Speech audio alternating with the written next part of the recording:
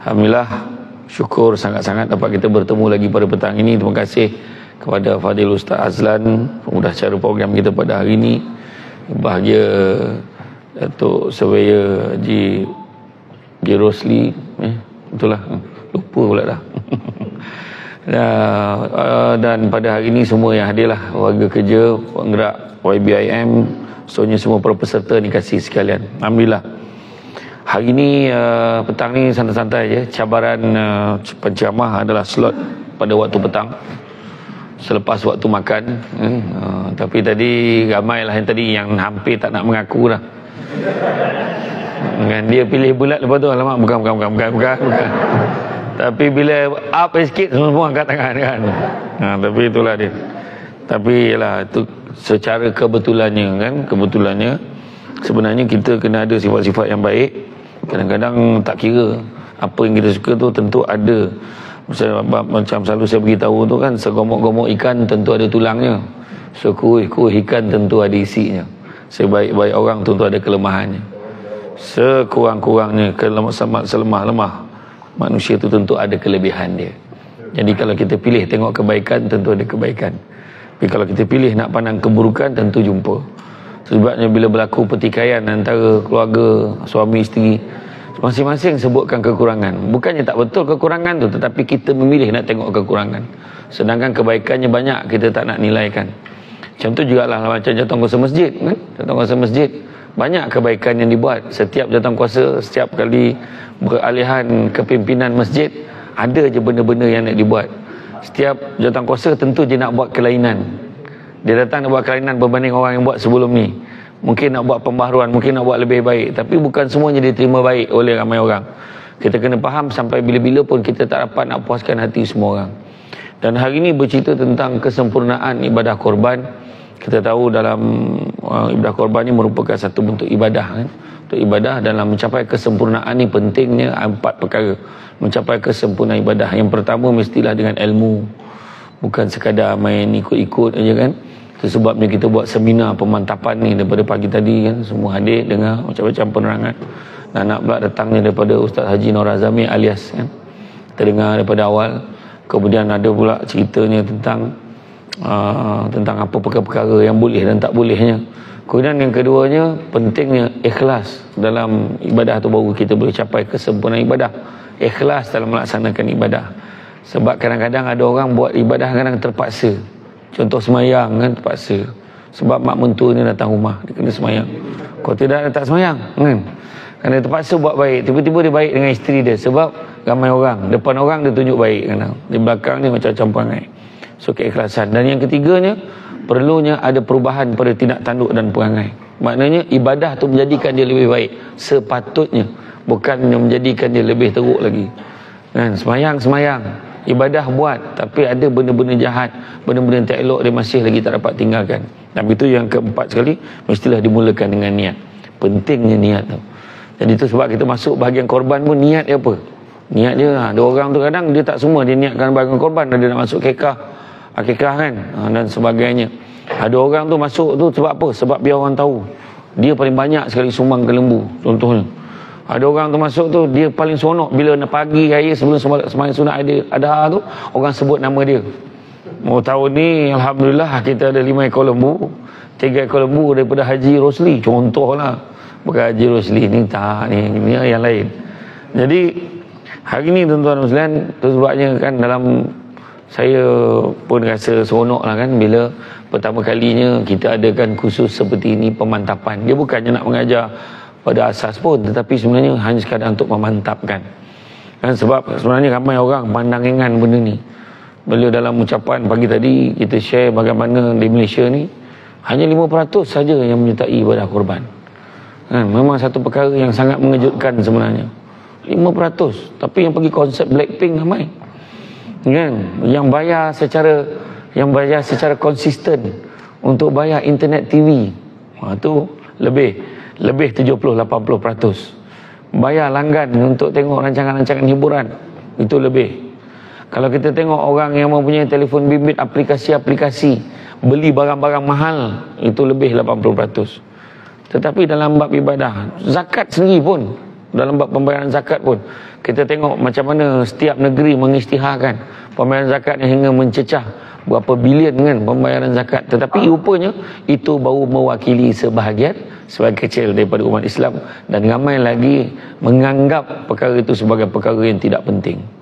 Dan akhirnya pentingnya kita memahami bahawa ibadah korban ini melambangkan ketaatan kita kepada Allah dan Rasul. Ya. Jadi definisi korban adalah merupakan amalan menghampirkan diri kepada Allah dengan menyembelih binatang ternakan, lembu, kambing, kerbau dan lain-lain pada 10 Zulhijjah atau 3 hari selepasnya, dengan mengagihkan sebahagian daripada daging itu kepada fakir miskin. Begitu juga maksud korban ni yang lain-lain, yang itu kita faham, yang lain-lain persembahan seperti haiwan dan manusia kepada dewa dalam pemujaan itu pun disebut korban. Begitu juga pemberian kesanggupan menanggung sesuatu, itu juga berkorban. Banyak betul aku berkorban dah kan, konon-kononnya lah kan, sebagai tanda kebaktian, kasih dan lain-lain kepada orang yang tersayang kan. Orang yang menanggung penderitaan akibat satu perkara, biarlah aku berkorban, macam tu kan, tak apalah kan. Orang perempuan lah contohnya kan, biarlah aku berkorban, yang penting suami aku bahagia, contohlah kan. Jadi macam-macam, saya tak sebut apa dia, jangan sangka buruk dulu, saya bagi contoh aja. Dia banyak benda. Isteri kadang sanggup berkorban, yang penting suami dia bahagia. Contohnya apa? Membenarkan suaminya membeli kereta. Contohnya tak kena faham. Itulah masalah orang perempuan yang cecenia, dia nampak tu. Orang perempuan ni tak mencuri, dia tak membunuh, tak menipu, tapi satu benda buruk dia tak boleh buang dalam hati dia, sangka buruk. Saya tak habis dia cakap dia cecenia apa. Saya langsung tak terfikir pasal apa tadi, dari sangka apa tadi? Kahwin, ya Allah, tak terfikir saya. Saya cakap, makna mengutamakan kebahagiaan suaminya. Kalau tu membahagiakan abang, saya izinkan bang pergilah. Yang penting abang adil. Bang esok dah ada kereta, abang lupa kat saya. Macam tu. Tapi suami nak beli kereta, dia suka beli kereta import. Dia tak beli kat Malaysia, dia beli kat Thailand. Macam tu. Kan, sebab harga kereta kat sana murah, bawa balik sini. Jadi tapi memang isteri tak boleh ikut, dia je boleh pergi. Macam tu lah. Tak adalah. Kemudian orang yang kematian kerana nahas disebabkan oleh malapetaka, kemalangan dan sebagainya, kan kita sebut istilah ada berapa ramai yang terkorban dalam kemalangan tu. Jadi itu juga adalah korban. Begitu juga definisi terkorban, terbunuh, termusnah dan lain-lain sekali. Maka untuk menyelami hakikat pengorbanan, maka kita melihat kata korban. Kata korban lebih daripada kata nama. Kita tahu hari raya korban itu kata nama, tapi korban itu sendiri tidak boleh disebutkan sebagai nama kan, tak boleh sebut nama. Dia merupakan satu kata kerja yang mana sebagai nama korban mungkin tak lebih sekadar ritual yang kita laksanakan, tetapi sebagai kata kerja ia satu perkara yang memerlukan kepada tindakan dan juga satu perkara yang terpaksa kita lepaskan. Contohnya lepaskan apa? Lepaskan apa yang kita ada. Apa yang kita ada. Dan kalau orang keluarkan duit dan dia rasa keluarkan duit untuk, contohlah kita nak masuk ibadah korban, dia rasa satu benda yang sangat membebankan, maka percayalah kehidupannya juga akan terhenti setakat itu sahaja dari segi apa yang akan dicapai. Manusia kadang dia cakap, apalah hidup aku ni, setakat ni je, kenapa aku tak boleh senang macam orang lain? Kenapa aku tak boleh hidup macam mana orang lain boleh rasa bahagia macam orang lain? Kenapa rumah aku macam ni je? Kenapa pendapatan aku banyak ni je? Kena cek balik. Nabi selalu kaitkan dengan sedekah. Barang siapa nak dimurahkan rezekinya, kan, banyakkanlah bersedekah subuh dan juga solat sunat 2 rakaat sebelum subuh. Nabi pesan. Rupanya benda tu susah orang nak buat. Termasuk juga ibadah korban. Ibadah korban kan, memanglah ramai yang masuk ibadah korban. Ada satu masjid dekat, saya pergi dekat Sungai Pusu Gombak tu kan, boleh daripada pagi sampai petang, satu hari boleh korban 35 ekor lembu. Dia kata, berapa orang kerja? Macam biasa je dia kata. Tapi dia boleh buat. Ramai tak yang join? Ramai. Tapi yang tak join lagi ramai. Itu cerita dia. Macam mana pula kita cerita. Itu sebab salah satu usaha yang YBIM buat hari ni. Dia buat tawaran untuk semua yang ada, jawatankuasa masjid yang ada kat dalam ni, buat tawaran terus. Siapa yang nak dapat harga special, kita terus kejar 100 ekor lembu. Masjid yang datang hari ni, dia ada rahsia di sebaliknya. Kalau tak boleh buat semua, jangan tinggal semua. Ambil je 100 ekor. Cerita, tahun ni alhamdulillah masjid kita korbankan 100 ekor lembu. Tu peranjat orang surau tu. Orang masjid tu pun dah menung. Gila betul, macam mana pula 100 ekor? Sebab yang mengejarkan orang banyak tu, dia tengok tak ada pun orang lain tu juga orangnya. Rupa-rupa rahsianya, kalau kita dah biasa buat 10 ekor, jangan risau. Lagi 90 ekor, YBIM akan bantu selesaikan. Jadi tahu daging dah settle aja. Itu rahsia dia. Tetapi ingat, rahsia ni rahsia antara kita saja. Jangan disebar-sebar kat luar. Dia hanya khusus untuk peserta dekat dalam ni aja. Bayangkan dengan harga lembu. Harga lembu kan RM5,200 hari ni. Untuk lembu baka Brahman Cross atau KK Cross grade A dengan timbangannya kira-kira 270 kilo hingga 280 kilo. Hari ni saja, dalam dewan ni saja, RM5,200. Keluarnya dewan, dekat tunggu waktu minum kan baru nak cakap, dah RM5,500. Esok dah lain harga. Bulan depan, setiap bulan dia akan naik 300. Dia akan naik. Dan kita minta sangat, jangan disebar panjangkan, takut penternak marah. Sebab ni harga kita bagi dalam ni saja. Ini bukan kata direct selling punya cerita tau. Kan? Alah, ya, besok dia bagi kat harga tu. Tak. Ini kat masjid kot, bukan seminar dekat Dewan Banquet ni. Bukan Dewan Banquet hotel tau. Ini kat masjid kita ceramah ni. Kita beritahu. Dan untuk baka yang satu lagi, KK Cross Grade B, yang mana beratnya antara 210 kilo hingga 220 kilo, itu kita letakkan harga hari ni saja dalam dewan ni. Cepat-cepat WhatsApp penganjur, RM4,500 seekor. Ambil cepat. Tu saya kata, kan lock terus harga tu. Ini bukan go shop tau. Go shop pun dah tak ada. Ini cerita maknanya tawaran istimewa, kan? Jadi makna kata tu sebabnya peluang. Sebab kita nak buat perubahan. Kita tak nak lagi dah orang cerita tak terbuat lah, tak terbuat. Tu sebab kita bantu. Kita bantu untuk achieve. Tu sebabnya kalau kita tengok kan, kita tengok keperluan sebenarnya. Ramai orang ingat kita rasa daging ni macam tak ada apa-apa, tapi pada setengah orang, ya Allah, bahkan kita tengok orang ni datang beratur lagi, bukan dia dah dapat ke daging. Kan kita nampakkan orang ni nak curi berang. Sekarang bukan apa, dia memang memerlukan.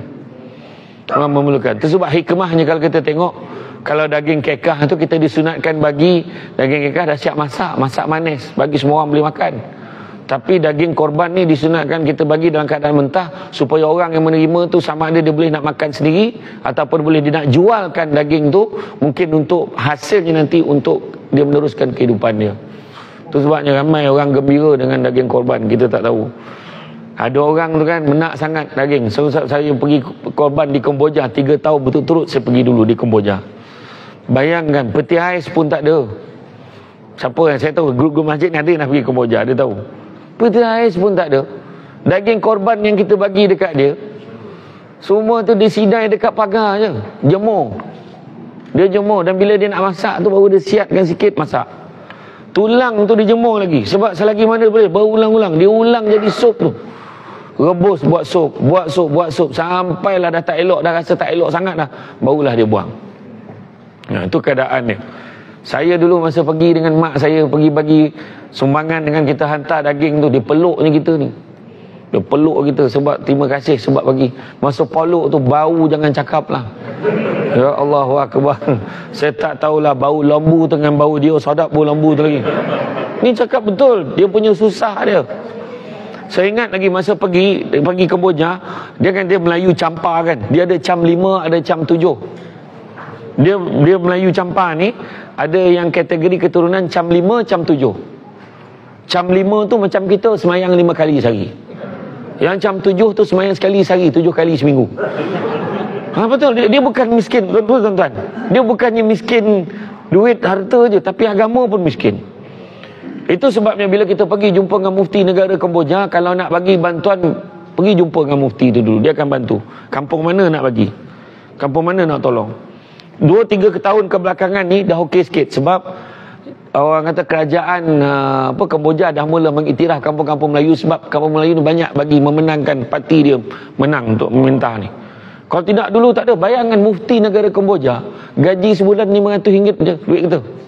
Mufti negara, bukan mufti negeri. Kan kita mufti kita setiap negeri, bayangkan dengan kenderaan rasmi, pejabat lagi, allowance kerajaan dia, allowance berapa, gaji sebulan berapa. Oi, mewah. Nak dibandingkan dengan mufti negara Kemboja. Itu sebabnya ada setengah negara-negara tertentu nak bagi sumbangan dekat kerajaan orang Islam di Kemboja dengan satu syarat. Dia boleh bagi berbilion-bilion, boleh bagi dengan satu syarat, kena terima Syiah, kena terima aspek-aspek tertentu. Jadi itu sebabnya nasib baiklah dia pun menapis dia macam kita. Dia nak mengamal menerapkan ahli sunnah wal jamaah tu dekat dalam negara dia. Tu sebab dia banyak bincang itu. Mufti negara Kemboja pada kita tu Datuk Kamarudin, Datuk Haji Kamarudin nama dia. Tu sebabnya kita pergi tengok, memang susah, tak ada yang susah macam tu lah. Tapi di Malaysia ada tak macam tu? Ada yang macam tu. Tu sebabnya ada orang cakap dengan kita, kan, apa bondo lah YBIM bagi bantuan sampai Afrika pun bagi, dia kata. Sebab dia kata ramai orang Malaysia pun ramai susah, betul. Tapi susah-susah orang Malaysia tidak sesusah mereka kat luar negara tu. Orang Afrika tu lagi pula dibancuh air apa? Air lopak tu. Air lopak tu kan, air bicak lah ni 9 kata. Air tu dicedok, air tu masak, bayanglah sakit perut. Kan? Tu yang perut dah kombung-kombung tu dah lah tak ada zat, kombung pula. Kan? Lepas tu bayangkanlah bila kita dah bersetuju dekat sini berapa ekor yang kita dapat bagi di Chad, Mali, Kongo, kita bagi di negara Afrika tu, dia dah tahu dah nak dapat daging korban esok pagi pukul 9 pagi nak kita mula agih kan. Buat malam ni pukul 12.30 malam dia dah beratur. Bayangkan. Itu sebab kadang-kadang tu sebab cakap kenapalah Datuk Rusli dengan geng-geng YBIM ni beria sangat nak buat sampai Afrika ni. Lepas tu kenapalah grup ni gemar sangat pergi Kemboja tiap-tiap tahun. Sebenarnya itulah keadaan dia. Susah tu jangan cakap lah, memang susah betul. Tu belum cerita lagi. Kita sekarang ni kita tengah usahakan nak sampaikan daging korban ni sampai ke Palestin. Daging lembu Palestin lagi mahal. Seekor cacah 13,000 lebih. Dulu 13,000 lebih. Sebab lembu-lembu tu nak ngelak peluru. Dia bukan macam lembu kita kan. Mengelak peluru tu lepas sampai. Itu mahal betul lembu yang sampai satu. Iya tuan-tuan. Nak cakap apa? Kan kita tengok lagi tadi kita tengok video tu sebab tadi dalam kunut nazilah tadi kan semua leko. Saya pun leko nak tengok gambar budak-budak tu. Memang iya. Nak buat macam mana kita tengah uruskan.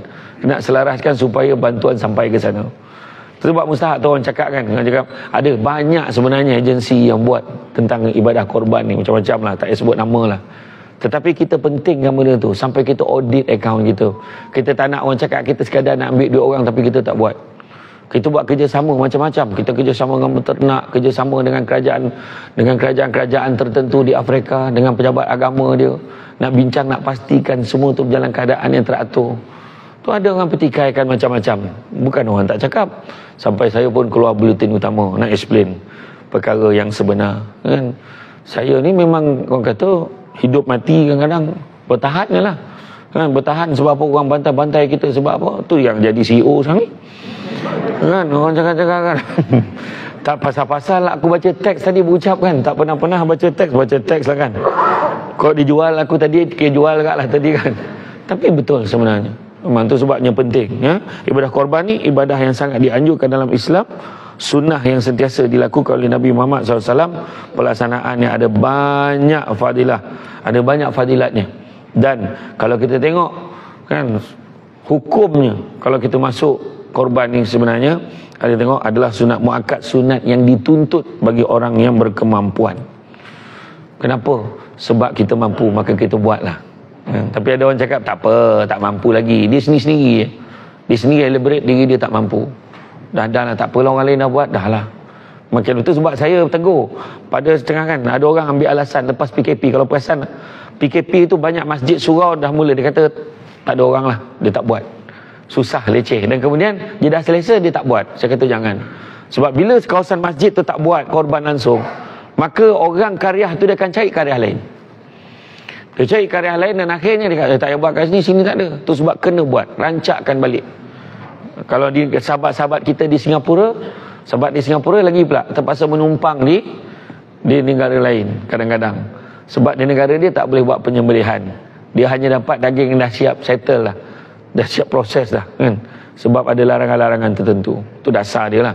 Jadi makna kita kena bersyukur, sebab selagi mana kita boleh, tu salah satu pensyariatan. Tu sebabnya ada orang cakap, ada orang Persatuan Pencinta Haiwan tegur kan, ni tak ada ni kekejaman, kezaliman pada binatang. Sedangkan kita ni adalah sebaik-baik agama, secermat-cermat agama, yang mana kita dalam pengorbanan yang kita buat, proses korban kita buat cukup teliti. Malahan kalau nak korban tu, sebabnya di Kamboja bila saya pergi tu kan, ada setengah kampung tu melantun pisau sebab berkarat, tak tajam. Cakap kau jangan macam ni menyeksa binatang ni kan, mesti tajam. Kita tengok Nabi sendiri pun, Nabi nak sembelih unta pun Nabi tarik seekor daripada beratus ekor tu, bawa hujung jauh sikit daripada unta-unta yang lain. Ditepuk-tepuk je unta tu. Bayangkan cara Nabi, bila unta tu pandang tempat lain, zap sekali tumbang seekor. Makna kata tanpa menyeksa binatang. Kita hari ni nyembelih binatang depan member kambing tu kan, lembu tu pun depan lembu-lembu yang lain. Macam mana tak mengelupur lembu-lembu yang lain tu kan, macam tu huru-hara lembu yang lain kan. Itulah dia. Tu sebabnya lembu ni pun dekat dalam kandang tu pun dia berbincang sama dia. Aku rasa tahun ni kau ni daging kau lebih aku tengok kan. Yang lembu yang besar aku rasa kau, sebab tuan kita ni suka tulang. Aku rasa kau, dia tak tahu tahun tu dia dah kejar 100 ekor. Dua-dua jiun kan, dua-dua selesai. Itu sebabnya penting. Kelebihan melaksanakan ibadah korban, tidak ada amalan dilakukan oleh anak Adam pada hari korban yang lebih disukai Allah melainkan menumpahkan darah menyembelih binatang korban. Sesungguhnya binatang korban itu akan datang pada hari kiamat bersama tanduk, kuku dan bulunya, dan Allah memberi pahala ibadah korban itu sebelum darah binatang korban itu jatuh ke bumi. Oleh itu perelokkanlah korban kamu. Hadis riwayat Tirmizi dan Ibnu Majah. Makna kata pilih yang terbaik. Korban yang buat terbaik, bukannya janji ada kan. Tu sebabnya tadi kita bagi package yang bagus dengan harga yang baik. Tu terbaik lah tu kan. Jadi kalau kita dah ada peluang ni, sebab percaya cakap saya, lembu kedui kahwin pun orang tanya, yang grade double A pun dah 6,500 sekarang. Tak dapat dah harga macam dulu kan. Sekarang ni 6,500 tu kira murah tu. Itu ada orang tu pula 7,000 tak masuk tulang. Apa hal pula sekarang ni? Ada macam-macam cara orang berniaga kat luar sana sekarang ni. Tu sebabnya kita ada peluang ni, cepat-cepatlah maklumkan kepada YBIM sebelum terlepas pada yang lain kan. Tu sebabnya kalau kita tengok korban ni yang terbaik. Tu kita tengok kan dalam kisah sejarah Habil dan Qabil macam mana kan. Maknanya kita tengok Allah nak tengok yang terbaik. Yang terbaik itu makna bersungguh-sungguh, bukannya asbul. Asbul ni asal boleh kan. Maknanya bersungguh-sungguh lah kan. Binatang korban tu yang terbaik, umurnya cukup, kalau makan, bagus ni, besar lembunya ya. Itu yang pergi kadang-kadang, ada orang kadang-kadang, ni cerita betul ni. Waktu semai dekat kampung-kampung kat Kuala Pilah, banyak kes kecurian lembu. Dia orang curi lembu waktu bila? Waktu orang sembahyang Jumaat. Waktu sembahyang Jumaat. Ada orang yang bukan Melayu, yang bukan Islam ni, dia mencuri waktu orang sembahyang Jumaat. Bayangkan, dienjetnya lembu tu disumbat dalam belakang kereta Wira, seat belakang tu. Dia sumbat, lepas tu dia bawa, dia kumpul seekor. Minggu depan kan kumpul seekor lagi. Dia pergi ke kampung yang mana lembu yang terbiar, yang berkeliaran tengah makan tu, dia curi seekor. Lepas tu dia jual murah. Tu yang jual lah. Lembu-lembu curi ni insya-Allah boleh dapat murah. Tapi nasib-nasib lah. Itu yang bila datang kan, kita tengok dulu, kita pilih kadang-kadang ada setengah peniaga-peniaga yang peternak lembu ni, bolehlah lembu yang tu, saya nak yang tu, dah ramai-ramai. Yang mana yang tu, yang handsome sikit yang tu, dia kata kan. Tapi jangan risau, macam mana pun kita pilih, rupa lembu tu lebih kurang aja. Memang dia kategori lembu tu memang pattern dia tak berubah sangat lah kan. Cuma jenis ni tadi kita tahu, yang Brahman tu dia yang berbonggol tu kan. Kita tengok tu kan, okay, bolehlah yang tu. Tapi bila sampai, kurus pula lembu ni. Hari tu janji lain rasanya. Samalah tu, dia kata. Bukan ada sideburn ke itu yang dia tanya kan. Macam-macam orang tanya kan. Ada orang tu dia siap tanda, dia chop tu kan. Ada punyalah nak pastikan supaya dia tak tersilap pilih. Tahu rupanya lain. Ada orang macam tu, ada. Tapi itu sebabnya insya-Allah yang ni kita jamin. Saya sendiri pun berurusan, bayangkan masa dengan YBM tu kita berurusan dengan masjid-masjid. Ada masjid yang kita pilih, maknanya masa tu ramai yang tak buat ibadah korban, kita buat juga. Kita hantar pada masjid-masjid tu keadaan daging yang sangat baik, fresh, dan orang sangat gembira. Sangat gembira. Sebab pemrosesan dah tak payah pening kepala. Tak payah pening kepala. Jadi dapat ramai yang dapat manfaat dia. Kan? Dan kalau kita tengok dalil ibadah korban dalam Quran, kita tengok surah Al-Kautsar. Kita tahu. Kan? Inna a'tainakal kautsar fasholli li rabbika wanhar. Kan? Sesungguhnya kami yakni Allah telah memberikan engkau yang Muhammad akan kebajikan yang banyak, kurniaan yang banyak. Allah bagi kita banyak betul lah bagi kita. Macam hari ni kan, orang lain khusus kan, tengok kita khusus. Ini kan, hari ni satu kepala bayar berapa? Cuba cakap dengan saya, satu kepala bayar berapa hari ni khusus? Hah? Ya ke lah? Bukan saya suruh claim ke gitu? Oh, tak ada. Tapi makan sadap sampai sendawa makan tadi. Tadi ada yang tololap waktu semayang kat atas tadi. Kan? Tapi nak beritahu apa? Nak beritahu kurniaan banyak Allah bagi kat kita. Malam tadi ada orang yang tengok TV. Kan? Sampai awal pagi tak tidur sebab menengok Liverpool kalah dengan Arsenal. Kan? 3-1. Tak apalah, you'll never walk alone. Kan? Kalah pun kalah lah, tak apalah. Tapi kita lelap pula lepas tu tak sampai minta panjang umur. Tapi pagi tadi Allah hidupkan lagi. Itu pun satu bentuk kurniaan. Tu belum cerita lagi, dah sampai sini tengok Samsul Debat ada pula. Tu satu lagi kurniaan. Saya tak tahulah ramai orang cakap macam tu. Tak, saya tak adalah rasa apa sangat, tapi bila lama-lama kadang mak saya pun jadi mangsa. Mak saya baru balik daripada Padang. Ada pergi Padang, kebara dakwah di Padang, Indonesia pergi. Ada pula seorang tu gatal mulut sebut, "Inilah Mak Samsul Debat." Dah semua bergambar dengan mak saya. Tak dapat gambar dengan anak, dapat gambar dengan mak, jadilah dia kata kan. Macam itulah. Kan? Jadi betul lah, kurniaan banyak Allah bagi kat kita macam-macam kan. Kalau kita tengok siapa yang pergi luar negara pun dia tahulah macam mana elok, banyak lagi kita kat dalam negara kita Malaysia ni. Orang lain macam kat Palestin tu kan, kalau bagi korban, ibadah korban dia buat pun, kita bagi agihan daging korban, dia dapat dengan korban tu pandang atas. Kau ada bom sampai ke apa sampai. Kita tak ada tuan-tuan. Tak ada. Okey, kita beribadah tak ada pun sesusah orang dekat negara lain. Tak ada. Kita ni mudah dah.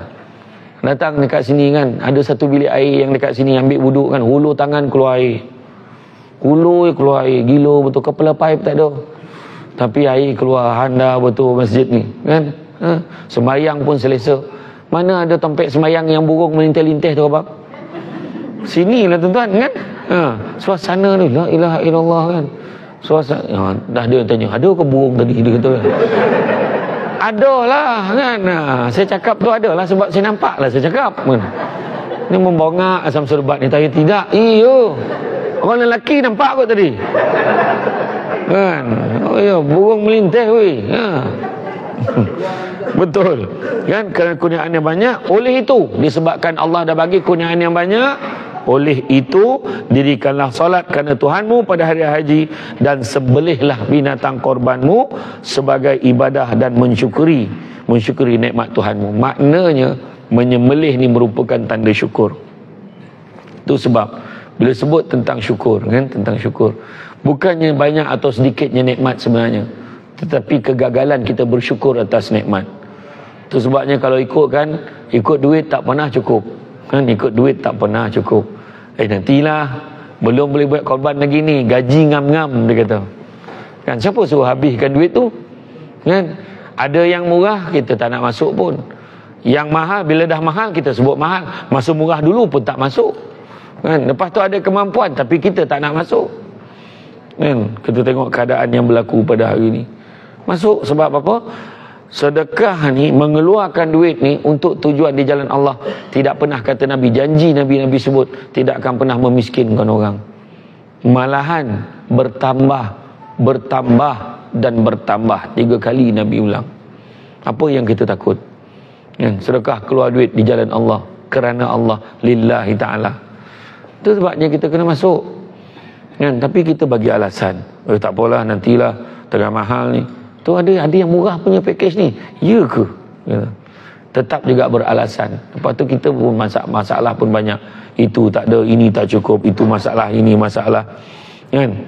Dalam surah Al-Maidah ayat 27 Allah Ta'ala berfirman, yang bermaksud, dan bacakanlah ke atas mereka itu berkenaan berita dua anak Nabi Adam dengan kebenaran, ketika mana keduanya melaksanakan ibadah korban, lalu diterima korban salah seorangnya dan tidak diterima korban satu lagi. Qabil berkata, nescaya aku akan membunuh kamu, sesungguhnya Allah hanya menerima dari kalangan orang-orang yang bertakwa. Maknanya kita ni tanda ketakwaan kan, bukannya sebab nak tunjuk siapa lembu yang paling handal. Aku tak main lah kau bau unta, aku unta saja. Ini aku minta maaf lah, lembu-lembu ni not my level lah, dia kata macam tu. Dia memang korban unta aja kan. Dia korban tu jenis binatang yang rare. Lembu pun bukan lembu sebarang ni lembu kacuk punya, dia kata kan. Dia macam tu lah kadang-kadang. Bukan itu yang Allah Ta'ala nak tengok. Yang Allah nak tengok keikhlasan kita, kesungguhan kita. Sebab Allah suka orang tua yang beribadah, Allah lebih suka orang muda yang beribadah. Sebab apa? Sebab orang muda tu susah nak ibadah sebenarnya banding orang tua. Orang tua ni insya-Allah dia senang. Tu sebab dekat masjid tak ramai belia, yang ramai beliau kan. Sebab apa? Sebab orang tua dia senang sampai, tapi orang muda ni kena buat macam-macam benda supaya nak make sure dia datang. Saya pernah ceramah dekat surau Taman Tok Wan, nak menggalakkan Taman Tok Wan, nama dia Taman Tok Wan Ampangan. Yang datang memang atuk-atuk dengan wan-wan aja. Sebab apa? Sebab dia kata tu sebab panggil Ustaz ni nak galakkan orang datang, orang muda datang.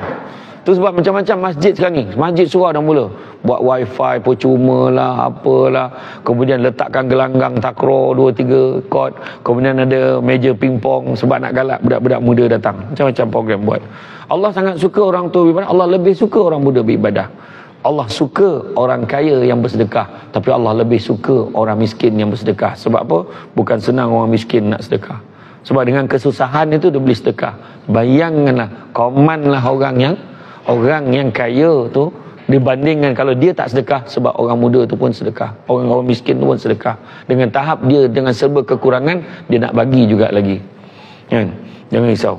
Dan kemudian surah Al-Hajj ayat 36 Allah berfirman, dan kami jadikan unta yang dihadiahkan kepada fakir miskin Mekah itu sebahagian dari syiar agama Allah untuk kamu.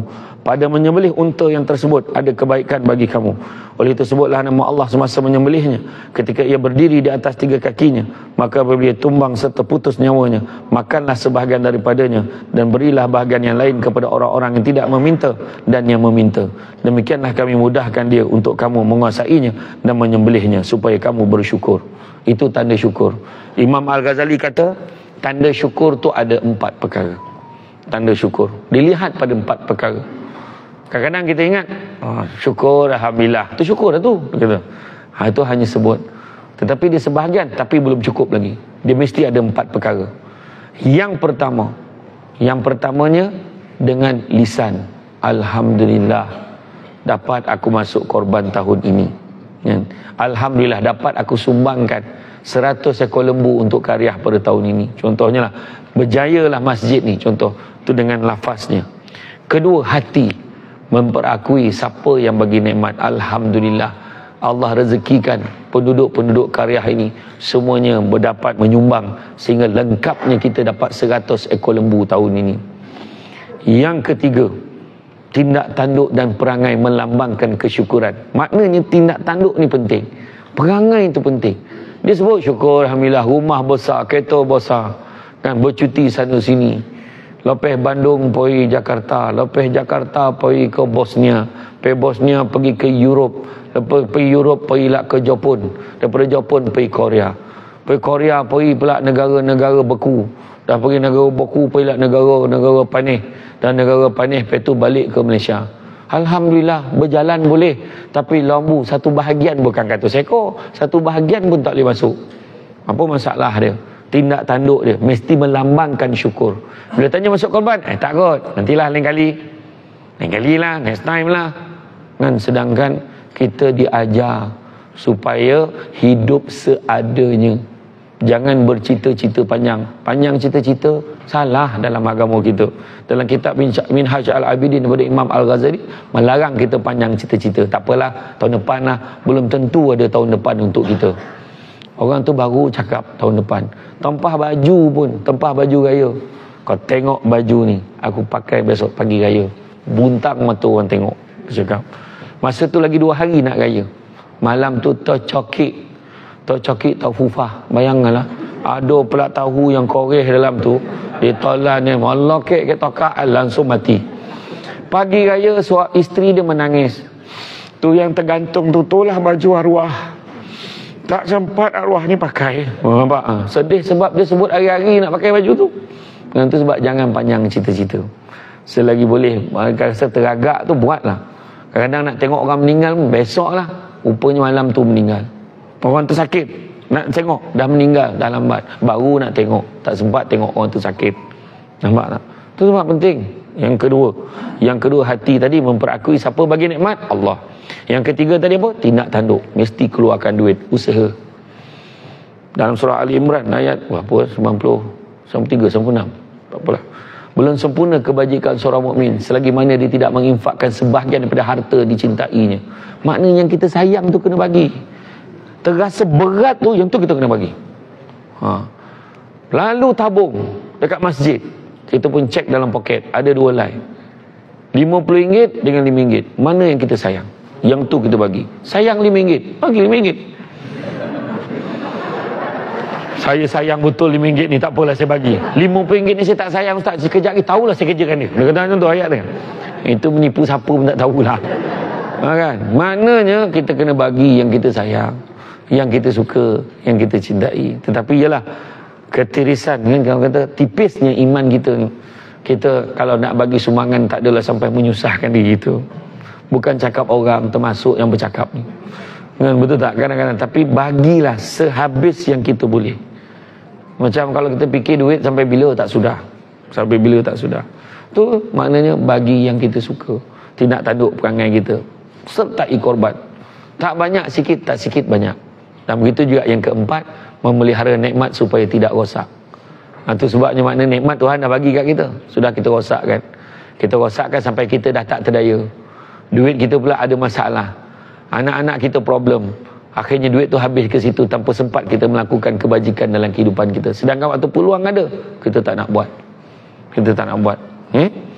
Jadi, kita tengok juga bagaimanakah dalam hadis korban riwayat Ad-Dailami, gemukkanlah haiwan-haiwan korban kalian. Kerana sungguh haiwan itu adalah kenderaan kalian saat melewati sirat jambatan kelak. Hadis riwayat Ad-Dailami.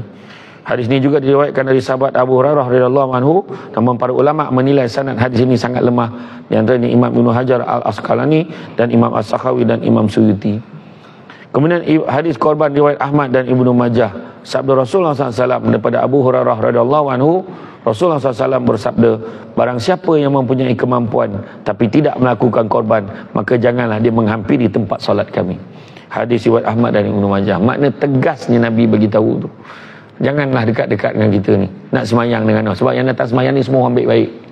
Tapi kita memilih sayangkan dunia lebih daripada apa yang kita nak korbankan di jalan Allah.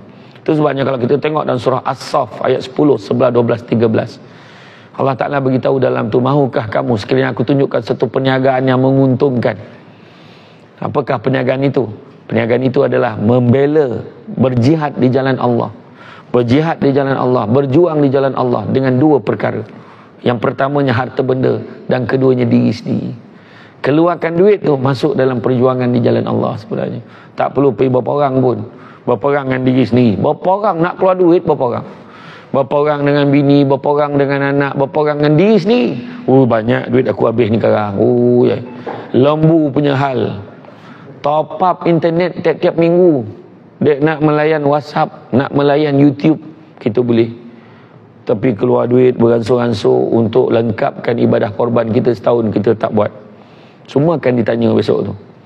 Kalau kita boleh bayar langganan setiap hari secara istiqamah hanya, adanya barang sampai Shopee, sampai.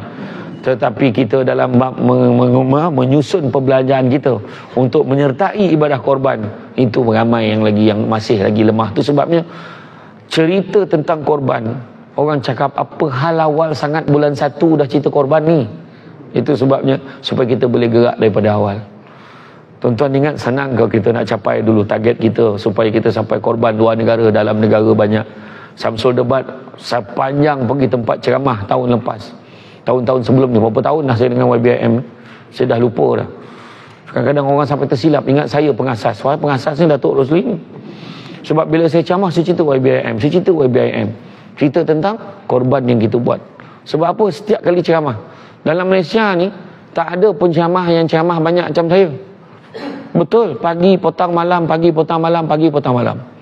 Tadi ni daripada tadi tempat peresmian pergi ceramah tadi tu, Kementerian Keuangan, Kementerian Pendidikan, bahagian keuangan. Lepas tu datang sini balik ceramah. Malam kan ada lagi, besok pagi ada, tak tahulah apa nak buat lagi tuan-tuan.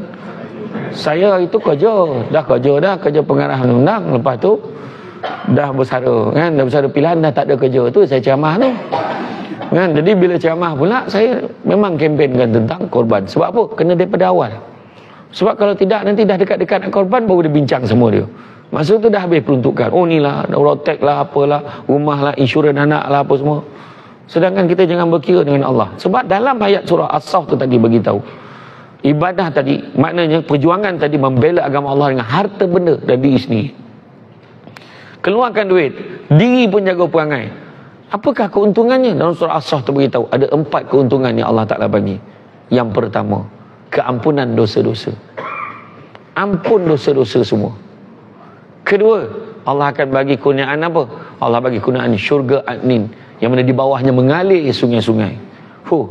Bak kata orang Seremban tu beautiful, kan, marvelous, kan, seperti di dalam syurga. Memang syurga pun, syurga adnin bawahnya mengalir sungai-sungai, yang mana sungai tu boleh minum, boleh mandi, boleh berendam. Tak ada yang mati lomeh dalam syurga tu besok. Kata rajun tak pandai berenang, tak ada dah, jangan risau, semua pandai besok kan. Yang ketiga, Allah akan berikan apa? Allah akan berikan Allah akan berikan pertolongan. Allah akan bantu kita. Dan yang keempat, Allah akan berikan, ini penting didengar, Allah akan berikan kemenangan yang mana cepat masa berlakunya.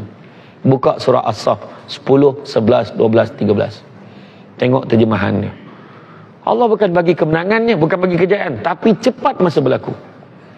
Kita ni nak copek tapi modal tak nak keluar, tu masalah tu kan. Kalau beri sumbangan sedekah subuh pagi tu, siap trih tu, masjid bla bla bla, nombor akaun bank Islam, akaun number 05 012 02 033 8212, tu Samsul Debat punya akaun. Kemudian zap ujung tu description, doakan saya kaya. Kau main lagi description tu, amount RM1, itu tak tahan tu kan. Dia punya cerita panjang menyela isi tang sedekah RM1. Itulah cerita dekat negara kita ni. Tapi bukankah Nabi pernah bersabda, dia kata Allah sangat suka hamba-Nya beramal walaupun sedikit tapi berterusan. Iyalah dah 20 tahun RM1 ya. Macam mana kan? Kenalah ada improvement, kenalah ada perubahan daripada masa ke semasa. Itu penting tuan-tuan, kemenangan yang mana cepat masa berlakunya. Kalau kita tengok kan, umat Islam pada hari ini dari segi kesatuan dia, kesatuan yang bermasalah kan, kesatuan dia berpecah-pecah. Ada je pahaman tertentu menyebabkan dia berpecah, berfirqah-firqah, yang menyebabkan akhirnya apa juga kita nak capai, banyak onak dan duri yang nak kita lalui. Kalau nak bagi bantuan kat Palestin pun banyak ceritanya. Orang cakap macam ni, nanti ni menipu ni, tidak betul ke tak betul tak tahu. Sebenarnya yang menipu pun ada, tu masalah ada, memang ada. Letak muka Samsul Debat macam ni, pelaburan patuh syariah ada. Ramai pula yang kena tipu. Yang kena tipu orang Putrajaya lah tu. Ingatkan cerdik, kena juga tipu kat orang kan. Itulah tu masalah kan. Yang kena tipu bukannya yang duduk kampung ni, yang duduk pokan bandar kena tipu. Dah kena tipu baru tanya. Nak tanyalah Ustaz Samsul Debat, betul ke pelaburan ni? Dah kena tipu baru tanya kan. Patut sebelum melabur tu kena tanya. Ada sekali tu gambar saya, Ustaz Haryanto, Amin Idris, gambar kami bertiga. Rupanya mana aku nampak gambar ni? Rupanya gambar poster tazkirah malam Jumaat tu, dia editnya buat pelaburan patuh syariah. Hari ni orang menipu dalam beragama ni banyak sangat. Tu buat sampaikan korban. Cuba tengok, umrah haji pun orang tipu. Sekarang ni tipu bukannya tipu, ada orang tu tipu package umrah ni, sampaikan tak sampai dia ke Makkah pun, tawaf pakai KLIA, potang tu dah sampai Somban. Orang kampung tanya, kau tak pergi ke? Balik hari je tu. Dah kena tipu balik hari apa? Ada. Dan satu lagi tu pula, dia pergi tapi dia tipu package. Sampai dekat KLIA dah lain cakap mutawif tu. Dah sedih bunyi. Kita ni para jemaah sekalian, kita kena sabar. Ibadah umrah ni menuntut kesabaran. Kadang-kadang kita ni mampu merancang, tapi Allah yang menentukan. Tu maknanya hotel kau bertukar. Kena faham tu, kalau macam tu lah mutawif tu cakap. Itu yang makcik tu sampai di Mekah, dia tanya, Mekah mana? Dia dah sampai kat hotel, dia tanya, Mekah mana? Ni Mekah lah ni makcik, dia tak nampak Masjidil Haram. Makcik tu soalan ni dia tak pandai, dia tanya lah, Mekah mana? Ni Mekah lah ni makcik. Punya jauh hotel, sampai makcik tu bergerak bawa bakar biskut yang dekat hotel tu. Dia pergi daripada subuh, lepas isyak baru balik. Betul ni, tu saya cakap sekarang, teruk betul. Dan pertama kali dalam sejarah orang pergi umrah ni, siapa yang pergi bulan 10 tahun lepas, sampailah sekarang ni kan, siapa pergi daripada bulan 10, 11, 12, mesti akan perasan orang Malaysia dah tak ramai yang pergi umrah. Kenapa? Salah satunya, ada yang cakap lah pasal mata wang kita teruk jatuh satu. Yang keduanya banyak sangat yang menipu ni. Tu belum cerita lagi SD Travel, Samsung Debat Travel. Masa bila aku baik travel? Siap gambar dengan gambar beg apa semua, gambar betul, gambar Samsung Debat, gambar tah mana dia editnya. Dia siap ada office. Orang tu pun datang pergi. Tu sebabnya untuk makluman semua, Samsung Debat dia tak terikat dengan mana-mana syarikat travel, tak ada. Tu setiap kali saya pergi dengan syarikat travel berbeza-beza. Sebab ada syarikat tertentu, bila dia nampak saya nak setuju join dengan dia, dia letak package tu setahun, muka saya je. Yang saya tak pergi pun dia cakap saya pergi. Itu pun tipu juga. Lepas tu dekat-dekat nak pergi, dia cakap, minta maaf ya makcik semua ya, Samsung Debat dia last minute jadual dia penuh, dia tak dapat pergi. Itu macam mana tu? Orang nak dah lah harap benar nak makan sarapan pagi dekat Hotel Madinah tu menghadap muka Samsung Debat. Dia nak mana colek sambal tu depan dia kan. Dia nak sangat berbual pagi tu minum sarapan pagi kan. Nak tengok Samsung Debat depan-depan. Jangan risau, insya-Allah. Dengan penyertaan korban ni saya akan cuba sehabis baik untuk join program korban tu, kita join. Pergilah mana masjid yang sempat saya pergi untuk ziarah nanti, insya-Allah. Ya, merasa nak booking ceramah lebih lagi lah, tak payahlah booking. Tahun ni ya, kalau ceramah malam bulan 8 baru kosong. Tapi kalau tak nak berabut kuliah subuh. Sekarang banyak orang kempen subuh macam Jumaat kan. Boleh lah. Tapi itu dia sekarang ni. Kan? Orang menipu ni. Orang menipu. Banyak sekali orang menipu dalam bab agama. Tu belum cerita. Itulah. Tu cerita tadi Melayu pula tu dia katakan. Memang ya. Tu sebabnya Nabi kata apa? Nabi kata Allah sangat suka hambanya kalau melakukan satu amal pekerjaan dilakukan dengan baik, teliti dan sempurna. Tu sebabnya kita buat betul-betul. Tu sebab kita siap ada pensijilan ISO 9001/2005. Betul ke tadi? 2015. 15. Maknanya kita sampai dapatkan ISO, orang lain tak ada terfikir pun. Setiap audit kira-kira kita, receipt kita, sijil kita keluarkan, pengesahan ibadah korban tu dilaksanakan. Jangan. Itu semua kita buat sebab apa? Buat baik, teliti dan sempurna. Sebab orang kaitkan orang Melayu ni menipu kerjanya. Orang Melayu ni tak betul. Orang Melayu ni malas. Orang Melayu ni buat kerja separuh jalan. Betul ke tak betul Melayu macam tu? Betul tak Melayu macam tu? Betul Melayu macam tu. Tetapi bila campur nilai tambah Islam, tak sepatutnya dia macam tu. Nampak tak? Nak pula tu yang saya cerita pagi tadi, saya dapat maklumat yang baru kan. Rupa-rupanya sekarang ni dalam kes HIV tak sampai 5% berpunca daripada penyalahgunaan dadah. Yang lagi 90% berpunca daripada masalah hubungan sejenis, masalah daripada hubungan seks terlarang dan sebagainya. Dan ramainya pula orang ni adalah Melayu beragama Islam. Dan saya tanya, kenapa jadi macam tu? Malahan yang terbabit ni bukannya orang yang singular, orang yang plural. Maksudnya orang yang dah kahwin, anak dah 4-5 orang, rupa-rupanya kecenderungannya berbeza. Tak apa, dia gamas sama jantan pun tak tahu. Berlagu raket weh. Bayangkan tu. Betul, benda ni berlaku. Saya yalah, kita gelak-gelak. Saya tak boleh faham macam mana. Dan dia terlibat, dan keterlibatan dia akan membabitkan pula dengan benda-benda lain, dadah dan sebagainya. Betul. Ui, saya kata, dahsyat ni. Saya tanya dengan pakar psikologi tu, ramai orang yang terbabit dengan ni, dia kahwin untuk cover line saja. Nak cover daripada masyarakat. Biar orang ingat dia normal. Dia pergi masjid. Dia orang kata mengaji. Tapi rupa-rupanya, dia ada keinginan yang berbeza. Macam mana duit dia boleh jadi tak cukup? Kenapa bergaduh suami isteri? Ke mana pergi duit dia? Grup-grup macam ni, dia bukannya macam orang melanggan pelacur. Panggil pelacur tu datang, bayar pelacur. Tak. Grup macam ni, dia ada grup usrah dia. Dia ada grup dia. Dia akan langgan satu mansion, rumah sewa, rumah banglo yang besar. Dia akan panggil grup ni berkumpul, siap keduri dengan syabu, dengan dadahnya.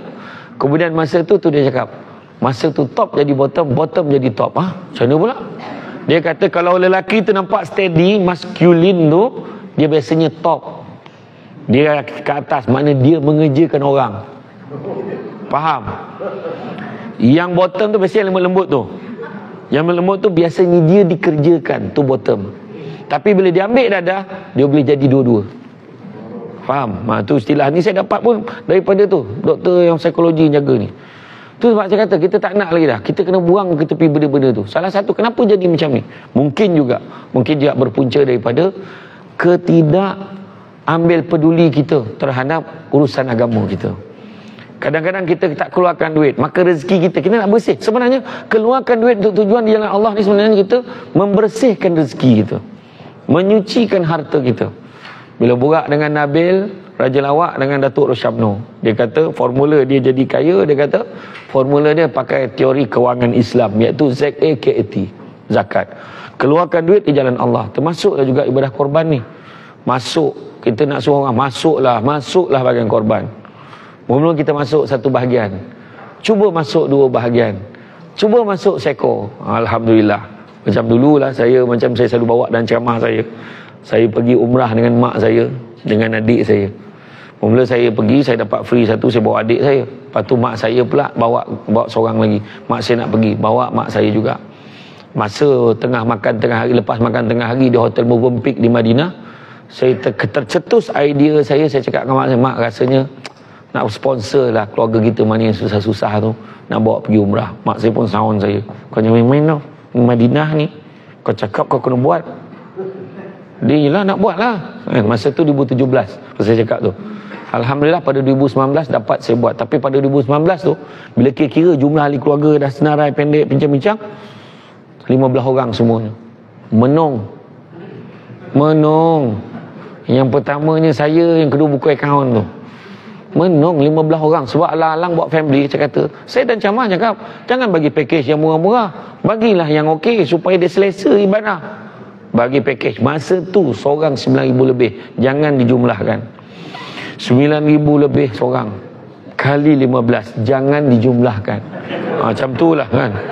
Jadi masa tu bukannya boleh transfer terus, kena pergi counter isi orang kan, transfer clear account saya. Masa tu terdengar bisikan kat telinga saya, nak tunjukkan Syamsul Debat ni manusia biasa. Bisikan kat telinga, padan muka kau. Bukan main lagi kau cakap sedekah tak pernah miskinkan orang. Kau rasalah pula habis duit aku. Macam tu lah. Setan ni ngacau gitu. Tapi saya cakap lantaklah, tak kira lah. Sampai di KLIA, bila saya tengok saudara mara saya tu, yang lelaki perempuan, dia orang pakai ihram, pakai jubah, dah standby nak pergi. Masa tu separuh daripada perasaan duit habis tadi hilang. Separuh lagi ada. Baru separuh dia tak habis lagi kasih, dia ada separuh lagi. Bila habis separuh tu kan, oh tak apalah. Tapi bila sampai ke Tanah Suci kan, selamat datang di Ufur Rahman dengan Mutawif tu, saya ingat lagi kan, Ustaz Umar Farouk masa tu cecah kaki cerita, oh Alhamdulillah kita dah sampai ke Tanah Suci Mekah. Okay, kita sekarang ni menuju nak pergi menghadap Allah Subhanahu Wa Taala. Nampak titisan air mata di kalangan saudara mara saya. Masa tu hilang terus perasaan duit habis tadi. Lantaklah saya tak kira. Tapi 2-3 hari lepas tu terasa sikit lagi. Sebab nak pergi Taif semua tak ada duit. Lepas tu bila tanya saudara kan, dia orang tak kemampuan nak pergi, semua sponsor. Nak pergi Taif tak? Tak apalah, lain kali lah. Mana ada lain kali? So saya bawa 15 orang pun saya bayarlah 180 rial seorang untuk pergi Taif masa tu. Berdarahlah sekejap balik. Tetapi demi Allah ni saya share, bila balik ke Malaysia, rupanya memang dalam bahasa Inggeris tu sebut unsankerable, tak disangka-sangka. Bayangkan, tak sampai 3 bulan Allah ganti balik duit saya. Masa tu tak adalah saya cakap mujur balik modal, tak ada. Masa tu saya cakap dalam hati, ya Allah, siapa lagi aku nak tolong lepas ni, tolong jangan angkat tangan. Ni contoh. Jadi macam tu lah saya cakap. Dan ini cerita ni cerita 2019 lepas PKP. Demi Allah, saya cerita tahun lepas bulan 2 saya bawa 45 orang pula ahli keluarga saya. Betul saya cakap. Saya kata tak ada. Bila kita dah membiasakan ni, kita percaya cakap saya tak kisahlah. Betul, tanya Datuk Rosli. Datuk Rosli sendiri pun, saya pun heran. Bagi orang ni. Itu yang kita buat program yang repair rumah orang susah, My House tu. Tanya Datuk Rosli, bukan balik modal pun, tak ada. Tapi kita fikir nak tolong orang, kita apa lagi kita nak tolong ni? Siapa yang nak tolong? Kita buat, kita YBIM bagi bantuan makanan apa untuk raya, untuk buka puasa kita bagi. Bantuan khas Ramadan kita bagi. Satu kotak tu ramai orang akaf bagi makanan dekat orang susah. Tapi mana yang kita dah order tu, kita pakai duit kita sendiri. Bagi kurma lagi. Lepas tu bulan untuk bantuan raya, bagi lagi bantuan raya. Lepas tu bantuan dah bagi lagi. Dapat apa? Tak dapat apa pun. Tu lama saya fikir tu. Lama fikir, betul ke tak ni? Betul, buat. Itu sebabnya antara yang konsisten saya, Ustaz Jafri, Ustaz Elias, Ustazah Hafizah Musa. Dulu Datuk Kazim pun sama. Sebab Datuk Kazim ni dia sibuk. Tapi dia orang pun tahu macam mana kita komitmen kita nak bagi. Itu sebab ada orang cakap, ada orang compare, tapi BM ni mahal sikit lah daripada yang tu. Tapi kita bukan buat sesaja, kita buat dengan dokumentasinya. Dengan kita buat, bayangkan masa tu kita kerjasama dengan saudara Hafiz Yu tu, kita buat yang My House tu dengan TV Hijrah tu. Kita bagi, ya Allah Akbar, dia punya berkampung lah saya. Bayangkan saya berjemur pakai kopiah ni, syuting ni My House, tengah panas mencarak ni, muka gelap, dahi putih. Sebab dah bertutup dengan kopiah kan. Bila buka tu dah berbalang kepala, pahal pula kan. Tapi sebab nak bantu orang. Dan bukan senang sebenarnya. Tu belum cerita lagi kita nak tolong orang susah ni, kena marah pula dengan pejabat agama tertentu. Sebab apa? Tak ikut senarai dia. Macam tu pula. Ada, tapi tak apa, kita atasi, kita bincang elok-elok. Cuba sesuaikan. Iyalah kalau senang je semua, dia tak jadi cerita kan. Nama pun perjuangan kan, nama perjuangan. Tentulah. Kalau sebab nak kerja kaya lah, bukan sebab buat kerja IBM lah, bukan sebab kaya. Tapi sebab kita nak tolong orang, itu je. Macam JK Masjid lah.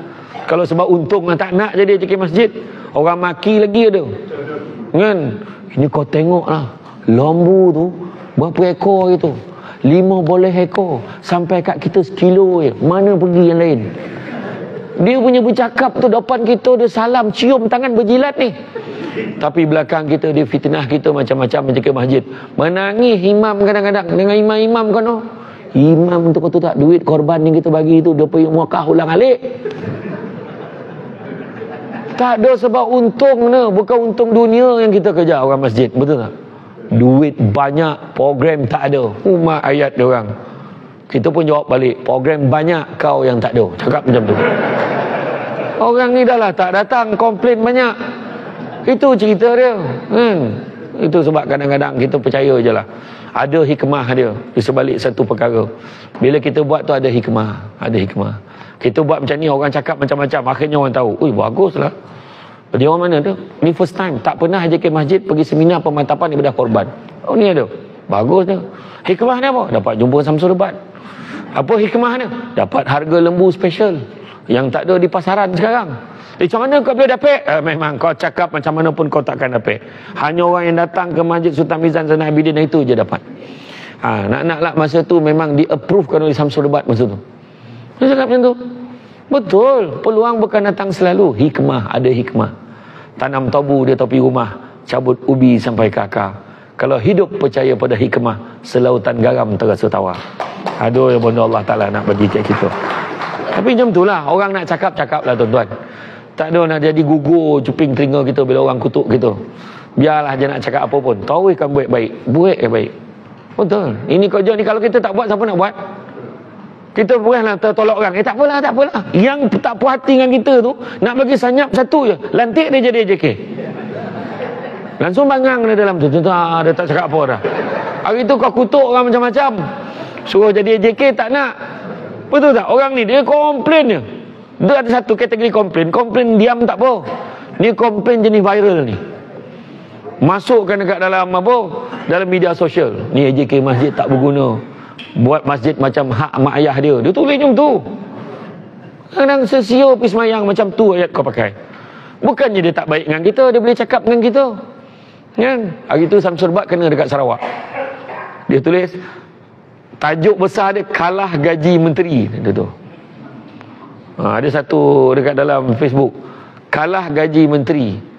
Lepas tu bawah tu ada makluman. Siapa yang ingin memanggil Samsul Bat untuk ceramah pada beberapa hari bulan, ada kekosongan. Kuliah subuh, kuliah duha, kuliah maghrib, kuliah perdana. Pada beberapa hari bulan sampai beberapa hari bulan. Sebenarnya iklan tu macam tu. Ditambahlah ke ujung dekat setiap tu subuh.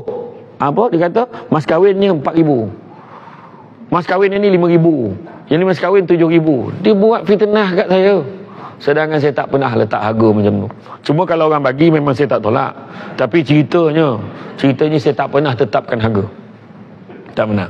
Tempat tu langsung kita bagi peguam kita pun hantar mesej, kita pun bagi kenyataan kat dalam tu. Kita kata kalau tak perbetulkan balik, kita akan ambil tindakan. Tiba dah hilang dah post tu. Memang ada orang macam tu. Dia jadi raja. Kat masjid bangang ni muka tu. Macam tak ada apa-apa kan. Tapi dia membalun kita. Ni semua. Apa yang tak kena? Dulu muka Datuk Rosli pun keluar. Ya, sebelah muka Datuk Rosli, sebelah tu Siti Nurhaliza. Fahad? Masa tu tak. Masa tu kempen korban. Poster tu memang betul masa tu melibatkan Datuk Siti kita promo. Lepas tu dia kata YBIM ni menipu lah, apalah. Macam ada pengesahan. Macam-macam. Tapi lalas minta maaf. Mau buat macam mana? Capek nak bercakap pasal orang. Itu dia. Tapi itu kita kena sabar banyak-banyak. Tentu ada hikmah dia. Dan kita sebagai AJK Masjid tetap kena jaga adab kan. Kena jaga adab. Biarlah orang nak cakap apa pun. Sebab Nabi dulu kena lagi teruk. Nabi dicakap gila. Nabi dikatakan tak betul. Nabi menipu dan sebagainya. Sikit sangat apa yang kita kena nak dibandingkan apa yang Nabi kena dulu. Jadi mana kata sabarlah. Jagalah adab kan. Bak kata kalau mencari pokok berbuah, pucuk elobek, dahan berdaun. Kalau nak jadi insan bertuah, duduknya beradab, tagak bersantun. Jadi biarlah orang nak cakap-cakaplah. Yang penting kita buat benda baik. Kalau kita tu sebabnya, kalau kita lihat kan, dalam pesanan Jibril kepada Nabi, dia kata apa? Setiap hiduplah suka hati kamu sampai masanya kamu akan mati. Yang kedua, sayangilah, cintailah sesiapa saja suka hati kamu sampai masanya kamu akan berpisah dengannya. Dan yang ketiga, kan, perbuatlah suka hati kamu sampai masanya kamu akan dibalas atas setiap perbuatan kamu. Dan disebut pula di ujung tu sambungan dia, kemuliaan seorang mukmin itu adalah bangunnya waktu malam beribadah pada Allah dan keperkasaannya. Kuatnya seorang manusia itu terletak kepada ketidakbergantungannya kepada manusia yang lain. Sebabnya kita bukan sebab manusia kita buat benda ni. Kita buat kerana Allah. Tentang orang nak buat korban, orang nak join, mudah-mudahan Allah gerakkan hati dia. Ni usaha kecil yang kita buat. Dan kita buat program macam ni. Kita cerita tentang kelebihan korban. Tuan-tuan semua ada ni. Ustaz-ustaz ni saya nampak muka-muka ustaz-ustaz ni lagi mahir, lagi hebat, tahu dah tentang hukum korban ni semua. Cuma pagi ni kita, petang ni kita just berkongsi je. Nak sekadar nak buat pencambahan minda kita, nak fikir macam mana strategi kita nak semarakkan lagi semangat supaya orang nak galakkan orang semua berkorban untuk join korban. Ya? Aku diperintah untuk melakukan korban dan korban itu adalah sunnah bagi kamu. Hadis riwayat At-Tirmizi. Dalam hadis yang lain pula Rasulullah SAW menyatakan diwajibkan ke atasku supaya berkorban dan tidak diwajibkan ke atas kamu.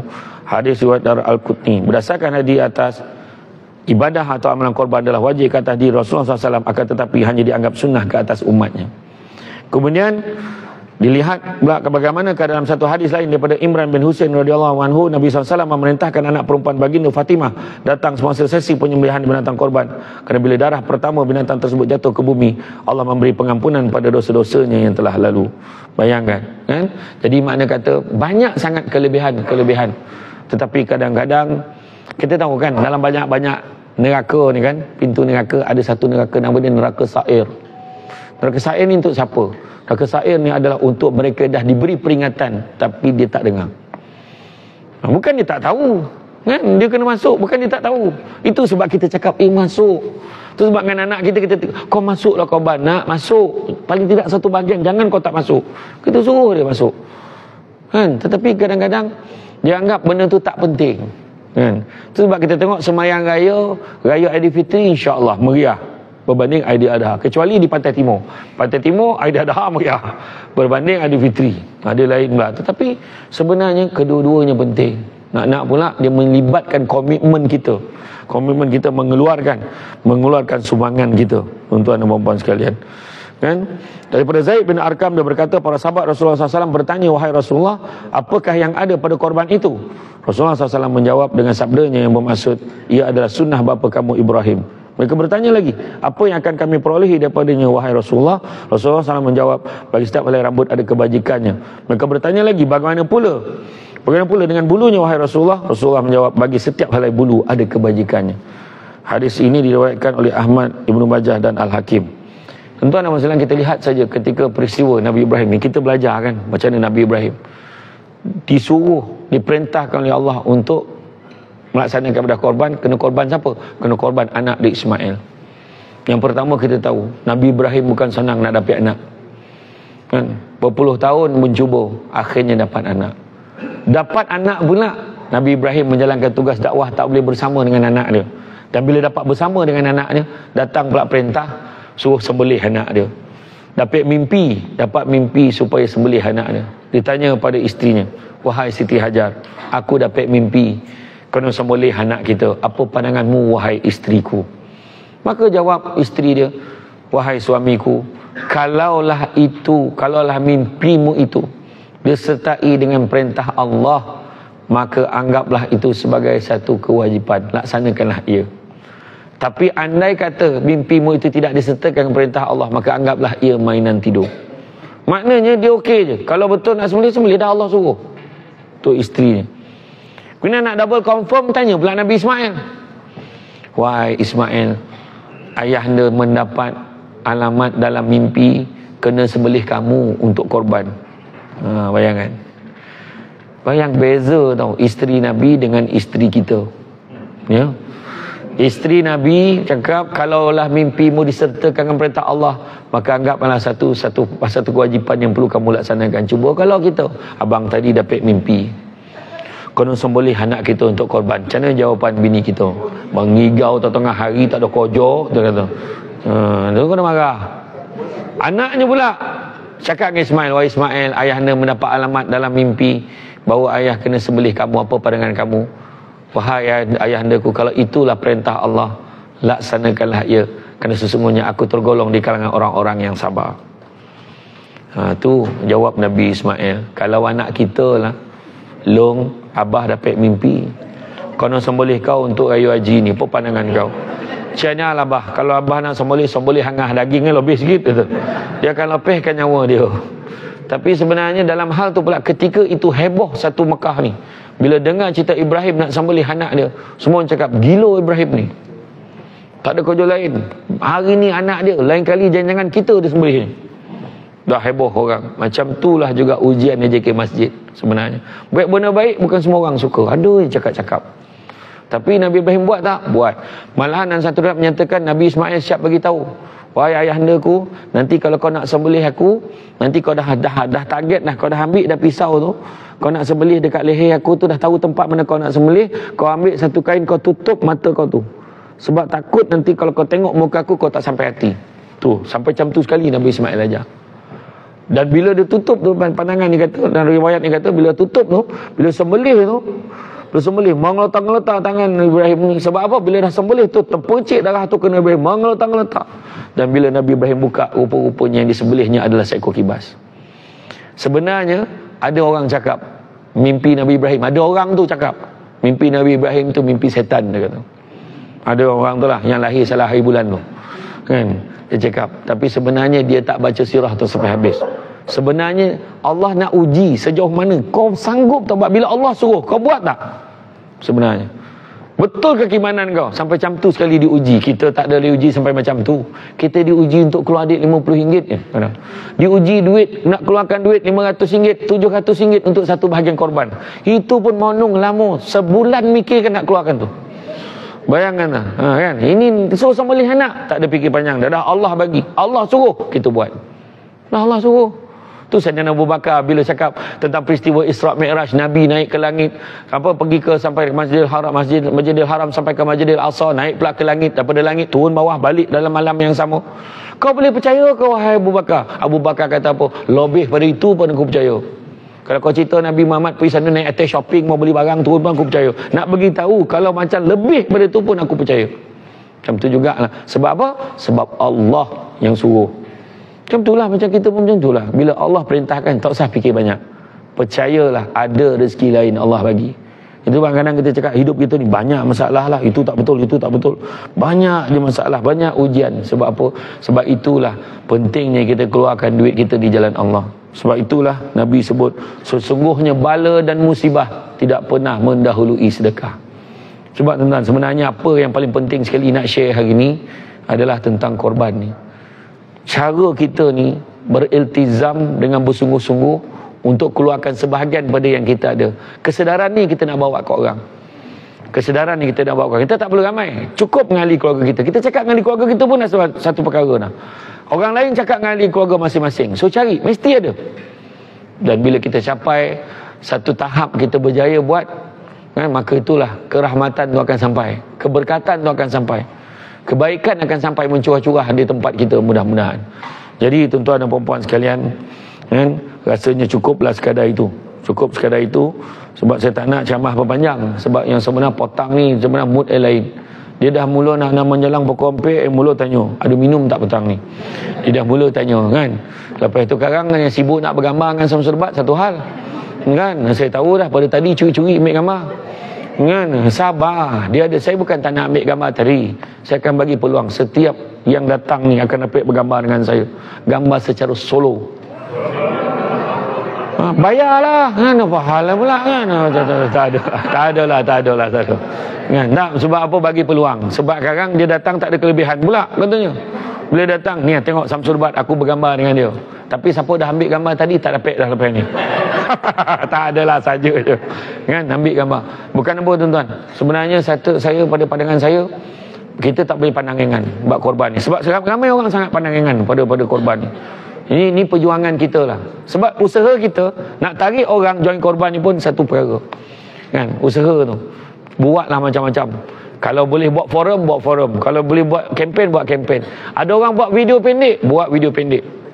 Saya dulu buat video pendek. Saya panggil Kaza ajak Syiro dengan Liza Abdullah buat. Sebab apa? Nak bagi orang ni. Alhamdulillah ramai. Bila kena lakonkan tu pun dia oh yelah betul, mungkin itu sebab rezeki aku yang berat sangat kot. Banyak masalah ni sebab kadang-kadang kita berkira dengan Allah.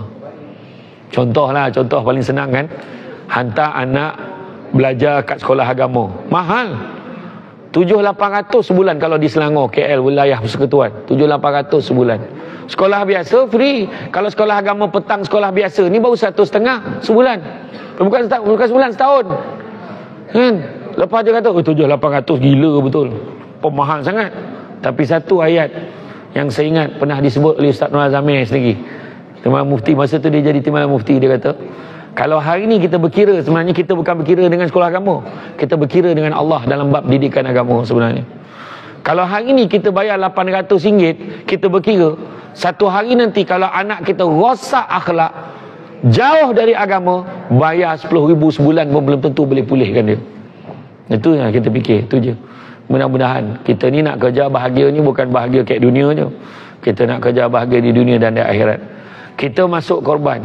Kita je ke masjid buat program, bukan kejar keuntungan dunia. Yang kita kejar keuntungan akhirat. Sejajar dengan apa Allah sebut dalam surah Asy-Syura ayat yang ke-20. Barang siapa yang mengejar keberuntungan akhirat, nescaya kami akan tambahkan keberuntungannya. Maknanya dunia pun dapat. Namun barang siapa yang mengejar keberuntungan dunia, nescaya kami akan berikan sebahagian saja daripada keuntungan dunia itu, dan tak akan ada satu bahagian pun untuknya di akhirat kelak. Jadi tuan-tuan muslimin, cukup sekadar itu.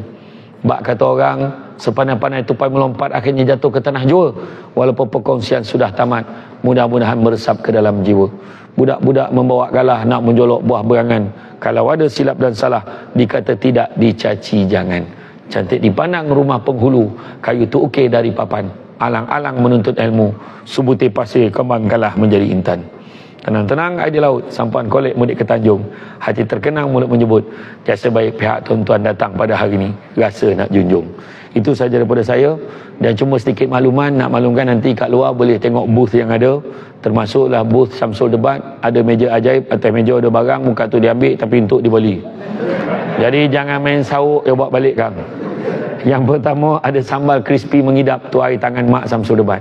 Siapa yang makan mengeletek-ngeletek nyawa dia sedap kan. Dan berita baiknya dulu harga satu bucket RM15. Hari ni alhamdulillah masih RM15. Maknanya tak naik harga. Yang kedua ada